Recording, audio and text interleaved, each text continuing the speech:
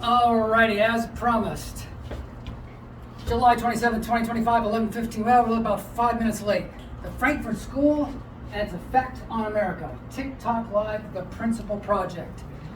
If you want to see my other lectures and presentations, go to the Principal Project of San Diego. Look for John Kenny and see my other content. Thanks for being here. Come on in, YouTubers or TikTokers.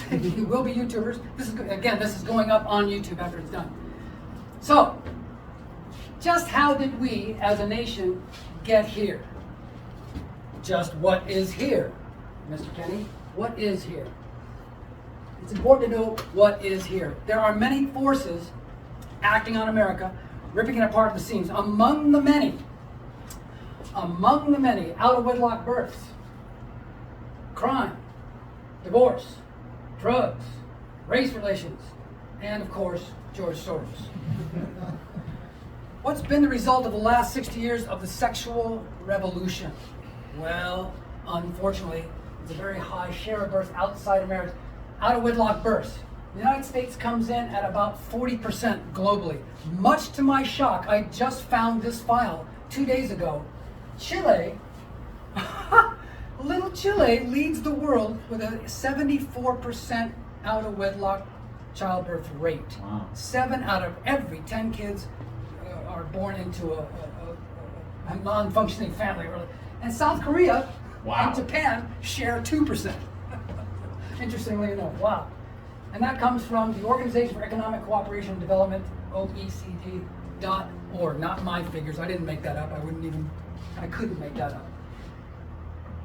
Percent of births of unmarried mothers by race from 1940 to now. Blacks and American Indians, this is from the Census Gov, don't kill the messenger. Blacks and Indians, American Indians, have the lion's share of this. There's a whole explanation for why. It goes all the way back into the 60s. That's a whole other presentation, all right? So just how did we get to the point where, hi Ubermensch. Oh, some of my friends are coming in already.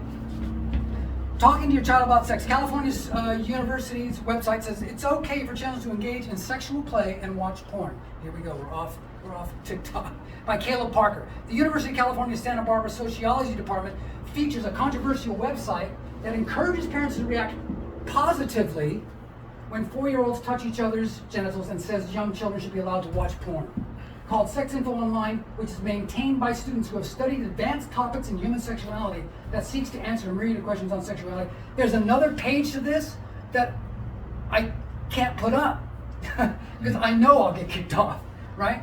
But this university is encouraging parents to encourage kids to engage in sexuality at 4 years old. Yikes. So, talk to your child about sex? Yeah. But this stuff, absolutely not. Absolutely not. It's Barbies and cowboys and Indians at 4 years old, okay? What do you think, Ubermensch? Hey, how you doing, buddy? Good to see you, man. Ubermensch comes in and says, good to see you here again, ready to learn. That's what happens in TikTok. For the time will come when they will not endure sound doctrine. This is from the scriptures, of course. The time will come when they will not endure sound doctrine, but after their own lust shall they heap to themselves teachers, having itching ears, and they shall turn away their ears from the truth, and shall be turned to fables. To fables. Boom. Divorce rates. Since 1950, after the war, after World War II, they headed for the basement. Suddenly the 60s hit. What's one of the first things that happened? Correlation is not causation, but there's something called death by 1,000 cuts. There's something called death by 1,000 cuts. Madeline Murray O'Hare started Atheists United.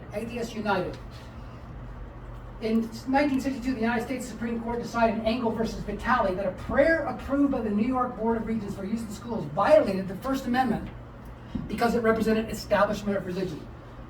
Prayer in schools was taken out with that court case. Timothy Leary now. He was called the LSD guru. His famous adage was turn on, tune in, drop out. Tune in, drop out.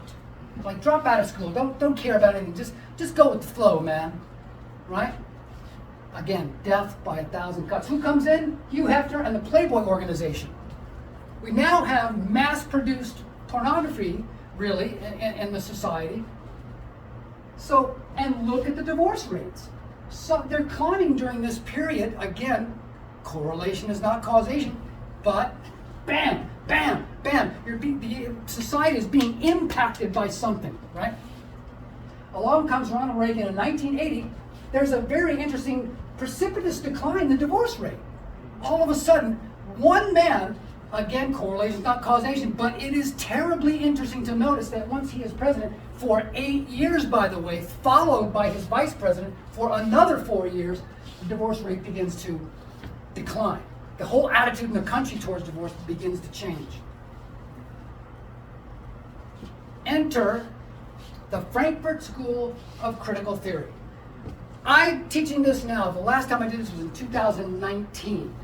This is with a little bit of update, and this is something I feel every single American needs to know. You need to understand clearly the forces at work that are pulling your country apart. They are specific.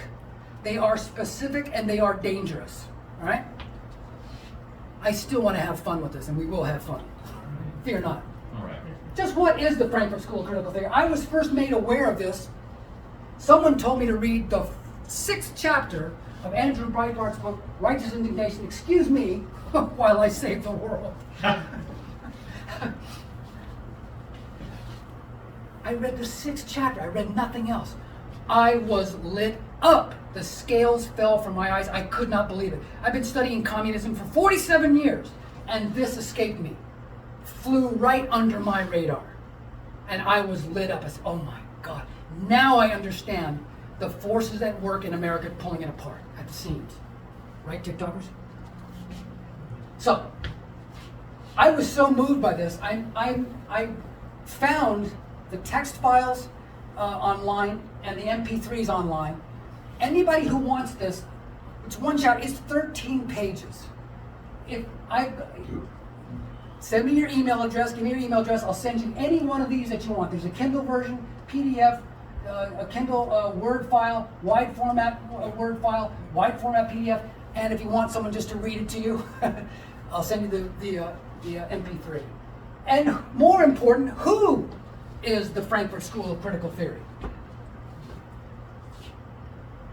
Here's our Rose Gallery: Herbert Marcuse, Antonio Gramsci from Italy, George Lukács from Hungary, Felix Wilde, Germany, Theodor Adorno, Germany, Erich Fromm, Germany, Max Horkheimer, same thing. Let's get acquainted with these guys, because these are very important people. They are no longer here anymore. None of them are alive. But they laid eggs in the university system that grow to this day. Herbert Marcuse taught right here at UCSD for 10 years. Marcuse was a German philosopher, sociologist, and political theorist. Born in Berlin, Marcuse studied at the universities of Berlin and then at Freiburg, where he received his PhD. He was a prominent figure in the Frankfurt-based Institute for Social Research, which later became known as the Frankfurt School. In his written works, he criticized capitalism, modern technology, historical materialism, and entertainment culture, arguing they represent new forms of social control. He was a major driving force behind the sexual revolution of the 60s and taught at the University of California, San Diego from 1965 until his retirement. Young skulls full of mush being filled with stuff from this guy. That's just his CV, his curriculum vitae. Now, how did he think? What did he say? Marcuse later summed up the entire cabal very well out of his mouth. Quote, "One can rightfully speak of a cultural revolution since the protest is directed towards the whole cultural establishment, including the morality of existing society. What we must undertake is a type of diffuse and dispersed disintegration of the system." Disintegration. He's talking about disintegration is complete obliteration and annihilation. Marcuse was a former student of future Nazi philosopher Martin Heidegger, the father of deconstruction, a process by which every thought or writing from the past had to be examined and torn down as an outgrowth of its social milieu. Heidegger wasn't shy about his intentions. He longed for the moment when, quote, "the spiritual strength of the West fails and its joints crack, and the moribund semblance of culture caves in and drags all forces into confusion and lets them suffocate in madness." Can you imagine? These are the kind of people that were teaching our kids in the 40s. This goes back in the 40s. They defected from Hitler's Germany. If I say that, I'm probably off too. Because Hitler didn't want any competition. He was a socialist, but these guys threatened his leadership. They had to bail. They were all Jewish too. Most of them were Jewish. They had to leave. They'd end up in the camps. Let's talk about Antonio Gramsci, an especially dangerous individual from Italy. Antonio Gramsci is a seminal intellectual figure of international communism for several reasons. This one-time leader of the Italian Communist Party concentrated his energy not solely on theoretical critical class warfare, but on culture. Communism, he fervently argued, must target what he called cultural hegemony. Gramsci's influence on Western atheism is particularly poignant, given that he embraced Marx's idea that the role of philosophy should be to change the world, not understand it. Action is what the world needs. Marxists contend, not philosophical reflection. Meanwhile, in Moscow, this plaque was erected. The inscription reads, "In this building in 1922 to 23 worked the eminent figure of international communism and the labor movement, founder of the Italian Communist Party, Antonio Gramsci." And this is a quote from him. This is especially chilling. "Socialism is precisely the religion that must overwhelm Christianity. In the new order, socialism will triumph by first capturing the culture via infiltration of schools, universities, churches, and the media by transforming the consciousness of society."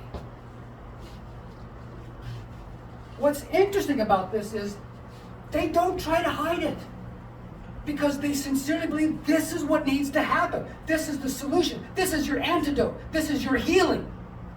So they're proud of it. They make no bones about it. How did we get to the point where co-founders of the radical domestic terrorist organization Weather Underground were professors at the University of Chicago? This is their mugshot after they bombed. What did they bomb in Chicago? Police station. There's a police station in Chicago. I'll show you the list of things they bombed. Now, tenured teachers at the University of Chicago. Bernadine Dorn did 4 years for robbing a Brinks truck to fund the Weather Underground. And they're teachers at Chicago. They just recently retired. In '74, Bill Ayers, Bernadine Dorn, Jeff Jones, and others formed the Prairie Fire Organizing Committee, the publishing arm of the Weather Underground organization. The name was inspired by mass murderer Mao Zedong, who said, "A single spark can set a prairie fire." Its first book was Prairie Fire, The Politics of Revolutionary Anti-Imperialism. In this book, Bill Ayers admits that he's a communist. Quote, "We are a guerrilla organization, not monkeys, fighters. We are communist women and men underground in the United States for more than 4 years." They make no bones about it. Here's the things they were responsible for bombing and tearing up. Especially Chicago, the police statue in Chicago, the U.S. Capitol, the Pentagon, and Department of Corrections in San Francisco. The ones in red were especially bad. Pentagon and the Capitol, they were never actually nailed for that, but they elbow in the ribs. We didn't do it. We didn't do it. David Horowitz was a fellow traveler with them in the 60s. Michael Savage, Dr. Michael Savage, he's got PhDs in epidemiology and nutrition, calls him a red diaper doper baby. His parents were both communists, and he was born into that. And hung around with Tom Hayden, Jane Fonda, that whole Berkeley crew, until one day he introduced Betty Van Patter to the Black Panthers. She became their bookkeeper. They never were able to conclusively prove that the Panthers actually killed her, but it's like O.J. Simpson. Oh no, he didn't do it. Even the LAPD said the trail goes cold at O.J. We have no other suspects, sorry. But they can never prove it. This was his seminal moment, and then he wrote the book, The Professors, the 101 Most Dangerous Academics in America. That was his epiphany, where he left the whole left-wing movement and became a very prolific writer in the conservative community. He just died, actually, on the day I had my traffic accident, on the very day, April 29th, 2025. Let's meet George Lukács. This guy's especially vile. Hungarian Marxist philosopher, literary historian, critic, and one of the founders of the Frankfurt School. He was a proponent of Western Marxism and contributed to Marxist theory with developments of Marxist theory of class consciousness. He ideologically developed and organized Lenin's ideas into the formal philosophy of vanguard party revolution. He said, I saw the revolutionary destruction of society as the one and only solution. A worldwide overturning of values cannot take place without the annihilation of the old values and the creation of new ones by the revolutionaries. How interesting. I think we've seen this before. In the French Revolution, under the guise of liberty, equality, fraternity, or death, enter the Bastille. They stormed the Bastille, killed King Louis XIV, and enter Maximilien Robespierre in the French Revolution. The French Revolution succeeded in overthrowing a corrupt and unjust system of government, but it soon ran out of control. First, aristocrats were executed, and then the revolutionaries turned on each other in a bloodbath. The reign of terror had begun, in which the state governed by fear, resulting in the deaths of over 50,000 people. The French Revolution became known as the Reign of Terror. Liberty, fraternity, equality. Yeah, right. But if you don't think like us, this is where you'll end up. After his fall from power and execution during the Thermidorian reaction in 1794, the Bastille happened in 1789. By 1794, they realized, wow, this is like really out of control. There was a concerted effort to dismantle his legacy and erase his image from public life. This included the removal or destruction of statues, busts, and portraits of Robespierre, as he was largely demonized by the new political order. This act of iconoclasm was part of a broader effort to distance the new government from the excesses of the Reign of Terror, with which Robespierre was closely associated. Now, during the French Revolution, one of the things they did was they, again, remember those people we talked about, the annihilation of old values, the replacement of old traditional values. They began pulling down statues, not just of Robespierre, but previous kings. They got rid of pictures. They renamed the days of the week, the months of the year. They renamed streets. Because there's always a group of people that thinks they've got it together, whereas everybody else does not. And they try to completely erase the culture that preceded them. And what do we see now in America? Same thing. Pulling down statues, getting rid of our past, annihilating our past. These are college students. They've been through the college system. We're going to go on about that. In France, Robespierre gets a subway stop. Ah, Francois, where do we put the metro sign? Bolt it to his forehead. Who cares? Robespierre. Right? Felix Weil and Theodor Adorno, German-Argentine devotee of Marxism, who provided the funds to found the Institute for Social Research, Frankfurt School, in Frankfurt am Main, Germany. His buddy, Theodor Adorno, Theodor Ludwig Riesengrund, was a German philosopher, sociologist, and composer known for his critical theory of society. He was a leading member of the Frankfurt School of Critical Theory, whose work has come to be associated with thinkers such as Ernst Bloch, Walter Benjamin, Max Horkheimer, Herbert Marcuse, for whom the works of Freud, Marx, and Hegel were essential to a critique of modern society. It stays there now. Continuing on. Erich Fromm, this is an interesting character. German-born social psychologist, psychoanalyst, sociologist, humanistic philosopher, and democratic socialist. He was one of the founders of the William Allison White Institute of Psychiatry, Psychoanalysis, and Psychology in New York City, and was associated with the Frankfurt School of Critical Theory. As he got older, he began to distance himself from the Frankfurt School because he saw how crazy they were. And he began to, wow, I'm on board with the whole liberal thing, but wow, this is a bit much. And in his later life, he distanced himself from them. Lastly, Max Horkheimer. I bring these guys up because these are foundational members that really formed the Frankfurt School. There's hundreds around them. This would take all day. But these guys were foundational. These are the people we need to become acquainted with because their descendants, their intellectual descendants, are alive today in the university system, and they think exactly like them. Exactly like them. Horkheimer, German philosopher and sociologist who was famous for his work as a member of the Frankfurt School of Social Research. Horkheimer addressed authoritarianism, militarism, economic disruption, environmental crisis, and the poverty of mass culture using the philosophy of history as a framework. This became the foundation of critical theory. We're talking the 40s, man. The term he coined to embody the entire philosophy of his fellow traveler's mission to destroy existing society using the Marxist dialectic. Let that burn in. To destroy existing society using the Marxist dialectic. His works include Eclipse of Reason and in collaboration with Theodor Adorno, Dialectic of Enlightenment. There's our rogues gallery. How are we doing in here? These philosophers might have faded into oblivion as so many Marxist theorists have, but with the rise of Adolf Hitler, prevented that. With Hitler's rise, they had to flee Germany. Virtually all of them, Horkheimer, Marcuse, Adorno, Fromm, were of Jewish descent. They would just end up in the camps. And they had no place to go. Where do they go? Except the United States. Oh yeah.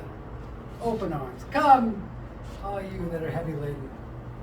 Theodor Adorno taught at Columbia and Princeton, Harvard Marcuse at Columbia, Harvard Brandeis, right here in San Diego, and Horkheimer taught Columbia and the University of Chicago. Planting seeds. And don't forget Rudy Dutschke. Someone shot him dead in New York in the 70s.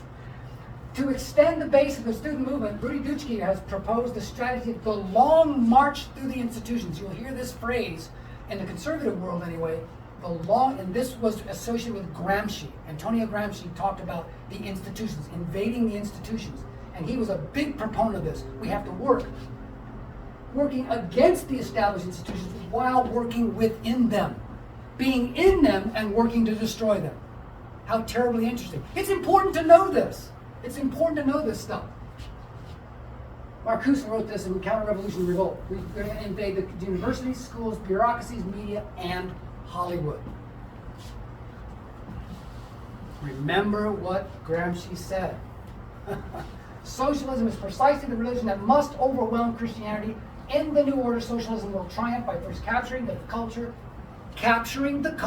by infiltration of schools, universities, churches, and the media by transforming and has our consciousness been transformed in the last 50 years? Oh yes. Oh yes. I remember living in Ocean Beach in the 60s. You could leave your door open, leave your car doors open, even then, and not worry about it.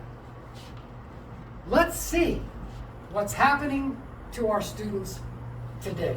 Seatbelts fastened, thinking caps on. Here we go.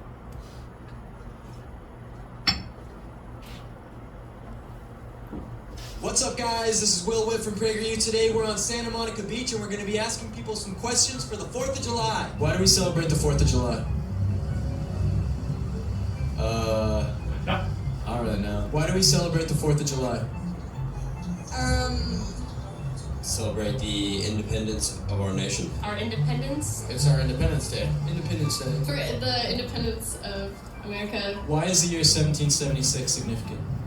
The U.S. 1776? I have no idea.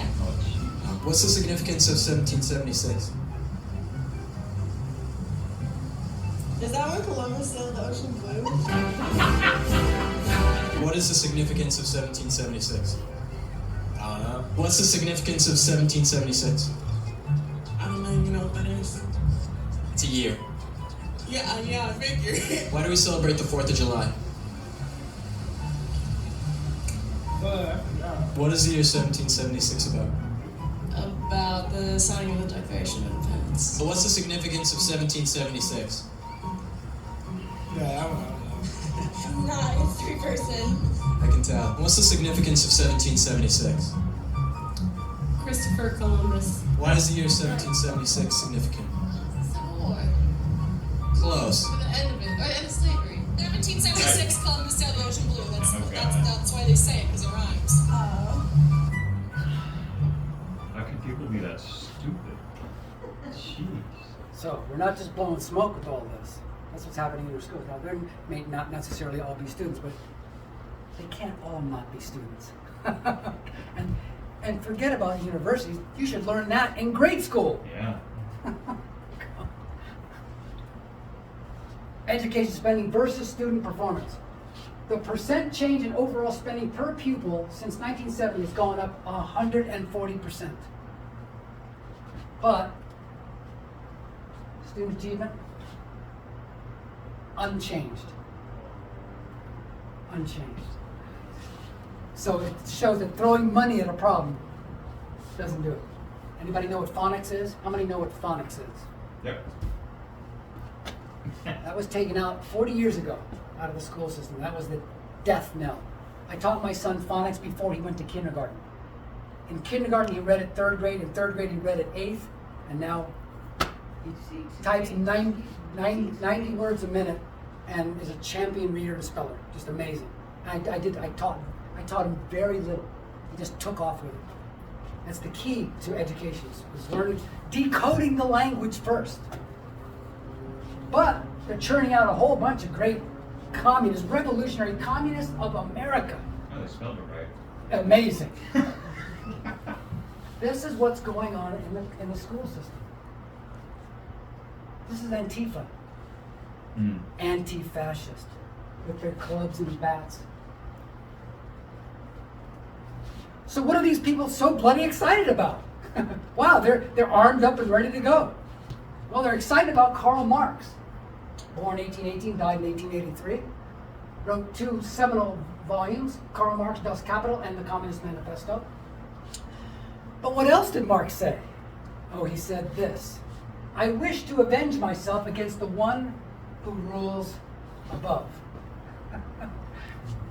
Well, this sounds eerily familiar now, doesn't it? Yeah. What did Lucifer say? How are you fallen from heaven, O Lucifer, son of the morning? How are you cut down to the ground, which did weaken the nations? I will ascend into heaven. I will exalt my throne above the stars of God.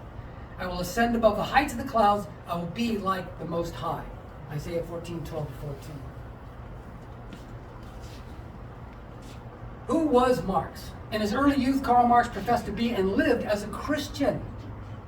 Oh my goodness. His first written work is called The Union of the Faithful with Christ. This is so moving. There we read these stirring words. I hope I can read it without crying. Can you imagine this? Karl Marx.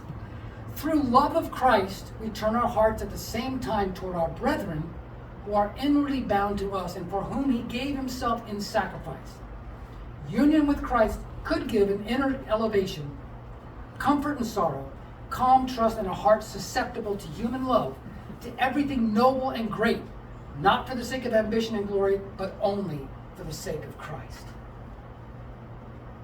Very soon after, he inexplicably pens the following in his poem, Invocation of One in Despair. So a God has snatched from me my all. In the curse and rack of destiny, all his worlds are gone beyond recall. Nothing but revenge is left to me. I shall build my throne high overhead. Cold, tremendous shall its summit be, for its bulwarks superstitious dread, for its martial, blackest agony. Who looks on it with a healthy eye shall turn back, deathly pale and dumb. Clutched by blind and chill mortality, may his happiness prepare its tomb. Wow.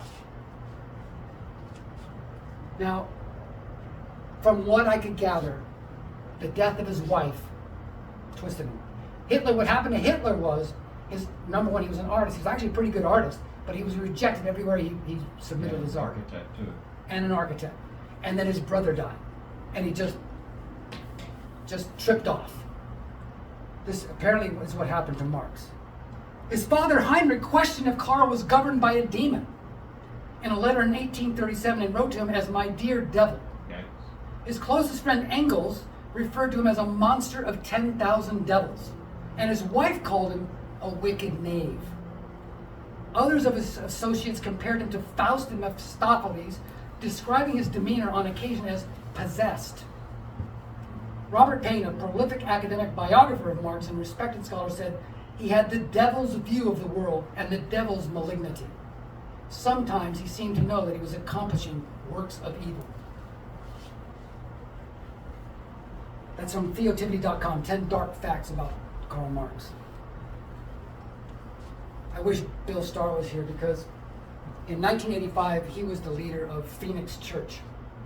And I was at that center. I got my hands on this book.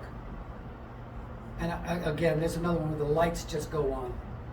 Oh my God. And I went to Bill, I said, listen, we need to buy these and hand them out to our ministers. And he authorized purchasing 25 of them. Out they went. Richard Wurmbrand spent 14 years in a communist prison camp in Romania. And he actually said, I read it in the book, I read in God's Underground. It's like this thick. I read it out at sea in the Navy, nothing better to do. But he actually said, brace yourself. I have truly suffered more than Christ. This is a Christian minister. No Christian minister on earth would ever say that unless it was true. And when you read the book, the things they did to these people, he suffered more than Christ. There's no doubt. I can't even communicate. I get kicked off in 2 minutes. And you don't want to hear the things they do. It's awful. 2 of his daughters, Jenny and Laura, both committed suicide. They had felt that they had given all they could give to the revolution, quote unquote, and then they off themselves. The fruit doesn't fall far from the tree, does it? Revelation 13:16 speaks of a mark in the hand and in the forehead. I submit to you that mark is the hammer and sickle. Mark in the hand. Hammer and sickle. One for each hand, coincidentally. Interesting. Boom. It's in the name. Mark of the beast. Marxism. Hello. Christians, wake up! Wake up! And it speaks in Revelation 12:3 of a red dragon having 7 heads and 10 horns. Soviet Union, red square, red flag, Mao's little red book. How much red do you want before you understand the power and the evil of communism? Where does it come from? Hey, Ubermensch, you liking this? Good. My buddy's still here. So this goes all the way back to the fight between Lucifer versus God. Boom, Satan and Adam. Finally, Cain and Abel now. Cain has resentment, jealousy, and hatred towards Abel because Abel gets the blessing, right? Boom, what does he do? He kills Abel. Now, this is a greatly compressed synopsis of history, but it leads to an end. Now we come down to Cain, comes down to Ishmael, genealogically. And now Ishmael hates Isaac. Isaac gets the blessing through Abraham, Isaac, and Jacob, right? So now the Ishmaelites became the modern day Arabs, and Isaac became the modern day Jews. That battle is still going on. The battle between brothers, Ishmael and Isaac, and Esau and Jacob, is still going on today. They're brothers. They're brothers. When in the final analysis, the Arabs and the Jews are actually brothers. They have to find some way to resolve that conflict. The story comes down, the evolution of history finally resolves in the Renaissance on the Cain side, and the Reformation on God's side, on this side. The French Revolution happens in 1789. The American Revolution, the Constitution is ratified in 1790. Completely opposite style revolutions, from the left to the right. Renaissance becomes the Enlightenment. The Reformation becomes the Great Awakening in America, the Wesley brothers. There's an absolute Holy Spirit explosion all over America. But now in Europe, there's this burgeoning left-wing, seething hatred for everything Western, everything modern. And then that crystallizes finally in the communist world. Dialectical materialism, there is no God. And on this side, democratic world, in America, representing the democratic world, in God we trust is our motto. Interesting. So what happens? Communist world, it's Cain and Abel all over again. It's Cain and Abel. Seth is the third world. Seth is the third world. Cain still wants to kill Abel. Khrushchev banged his shoe at the UN in 1962, pointing to the American ambassador, said, "We will bury you." Very famous quote. Banging his shoe, "We will bury you." Cain, "I will kill you." Screaming from history. So now this hatred of all things normal and functional is crystallizing in the left wing, globally. I had some fun with this on the Sebastian Gorka show a couple of years ago. And I'm going to play the audio from what I said to him. I've been on the show 4 times. He knows Justin Moon. He knows the president of Car Arms very well. Let's go to line 2, John San Diego. Welcome, John. I made one mistake in here where I said Jimmy Carter was my first vote ever, my last vote ever. I should say my last Democrat vote ever. Let's go to line 2, John San Diego. Welcome, John. Hi, Seth. I saw your interview with Justin Moon yesterday. The president of Car Arms. What did you think of that interview? I thought it was fabulous. I joined the church that his father started 42 years ago. Really? Yes. And his father's son, Moon. And let me tell you a very interesting quick story. I know you're pressed for time. Well, go ahead. The first vote I ever cast was for Jimmy Carter. And why? Because the media said he was a good Christian who prayed in Spanish. They did. 25 times. They did. They said that, didn't they? Gorka always rolls his R's that like was the that. first and last vote I ever cast. Why? I joined the Unification Church in '77. Reverend Sun Myung Moon and the Unification Principle is what turned me into a conservative. I understood conservatism from the perspective of the entire panoply of the world. The history of the world boils down to Cain, Abel, and Seth. The Cain side is communism. The Abel side is democracy. The Seth side is the third world. Right? I haven't heard that before. Did you learn that in that church? That's fascinating. Absolutely. I'm telling you, I hope you can hear the divine principle, the teaching of the church. You will be absolutely blown away. Look. Number 2. Go ahead. Point. Now, the Supreme Court. I believe, and it may be all of it or some of it, this whole dossier Ukrainian nonsense the Democrats are pulling are an attempt to keep Donald Trump from appointing another Supreme Court justice because they know Ruth Bader Ginsburg is on her last leg. I've said this before. I don't think I came up with it. I think somebody, a caller, suggested it to Rush Limbaugh. This is a very, very plausible scenario. That they know Ruth might be on her way out and they want to be able to say to the president and to America, I'm sorry, he doesn't get to nominate his third Supreme Court justice. Why? Because he's under impeachment. John, I think that is a very, very likely scenario, and it shows you just how dastardly these people are. God bless you, John. I love that Old Testament analogy. I'm going to go home. I'm going to meditate on that. We'll squeeze in one more call on. So I had a little fun with that. It's amazing because he's a student of history and he's a Christian.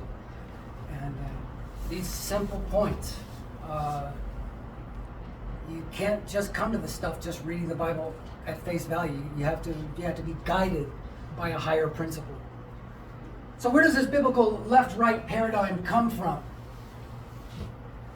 In Ecclesiastes 10:2, a wise man's heart inclines to the right, but the heart of the fool to the left. Isaiah 41, I am your Lord your God who upholds your right hand, who says to you, do not fear, I will help you. It goes on in Acts 7:55 and 6, as Stephen is being stoned, but he, full of the Holy Spirit, gazed into heaven and saw the glory of God and Jesus standing at the right hand of God. And he said, behold, I see the heavens open and the Son of Man standing at the right hand of God. Jesus told the fishermen, throw your nets on the right side of your boat, and then they couldn't even lift. They were fishing on the left side of the boat. He said, throw your nets on the right side. And then suddenly, all the fish jumped in the nets. Now, we're going to go into a little bit of how the left is infiltrating the country. 2002 report by Joel Fishman, chair of the Communist Party. This is an old document. Nonetheless, it's still pertinent today.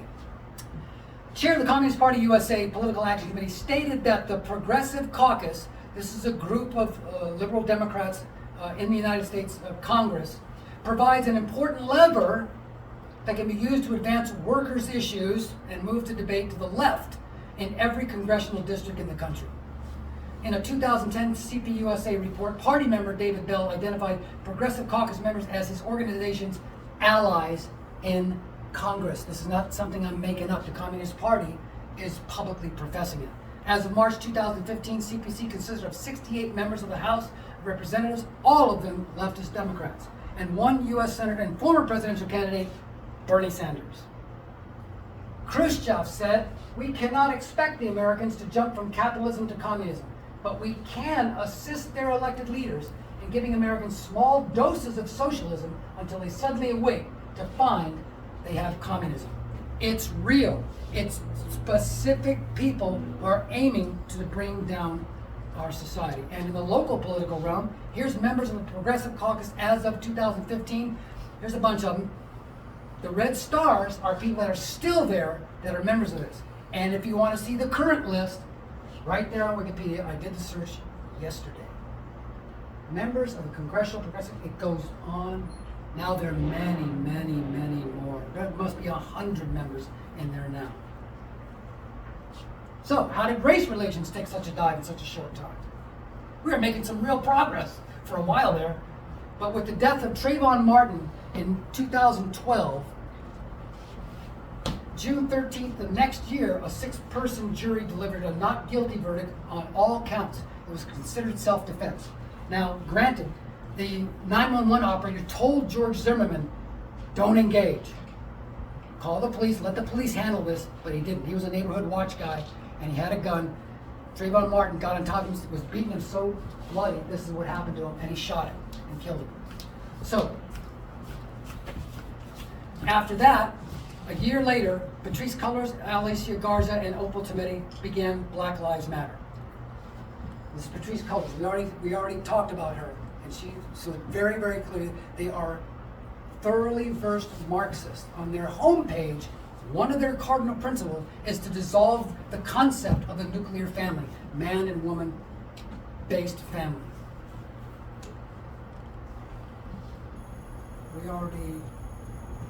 We didn't do this, did we? He was concerned, or is concerned, that that there's a left. So what I'm going to do is, I have to drop out of this to be able to move it, because he goes on for about 45 seconds. What he's doing is questioning. People want to know: are you guys just out to make money, or what? Is there some kind of ideological foundation? Are you just kind of willy-nilly going to make money? In the nicest way, he's asking her this question, but he takes 40 seconds to just not say, "Are you guys making money with this?" So I'm going to cut a lot of that because it's we're pressed for time. He was participating in this Black Lives movement. How do you respond to that particular critique? Again, a loving critique from an elder of the struggle that some others share, that I've even shared as well, to be frank, is a concern about, in part because of the co-optation and the appropriation, that a more clear ideological structuring might be of some value here. But how do you respond to those kinds of, again, loving criticisms? I think that the criticism is helpful. I also think that it might, I think of a lot of things. The first thing I think is that we actually do have an ideological frame. Myself and Alicia in particular are trained organizers. We are trained Marxists. We are super versed on sort of ideological theories. Out of her own mouth. Can't make this up.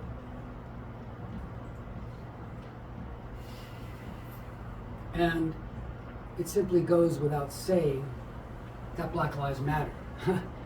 Goes without saying. All lives matter. Every life matters. Every life is precious. Everybody's a son and daughter of God, no matter who you are. But this is what the university system is producing now. Seething, angry, resentful, hateful, murderous people. Communist Party, these people should know better. Churchill said, if you're 18 and not a liberal, you have no heart. If you're 40 and you're not a conservative, you have no brain. This is what's going on. Here's our Rose Gallery. Don't forget Rudy. So where does that leave us? It leaves us with an infiltrated university system and mainstream media. Take everything these guys say with a grain of salt. Because all of your talking heads have been educated in American universities, and they see the world through a red filter. That's right, I said it, a red filter.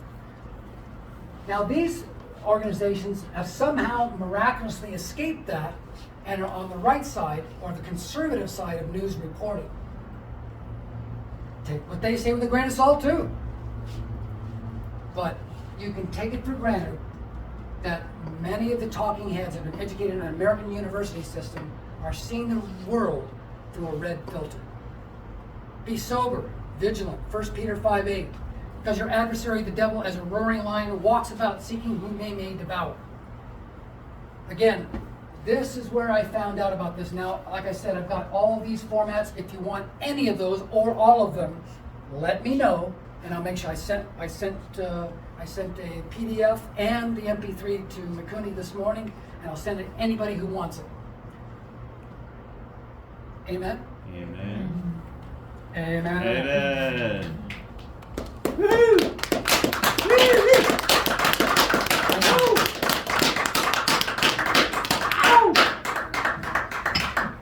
Yeah. Okay, you're off. Hope everybody got something out of that. So you didn't get kicked off, huh? I didn't. Yeah, how about that? That's astounding. That's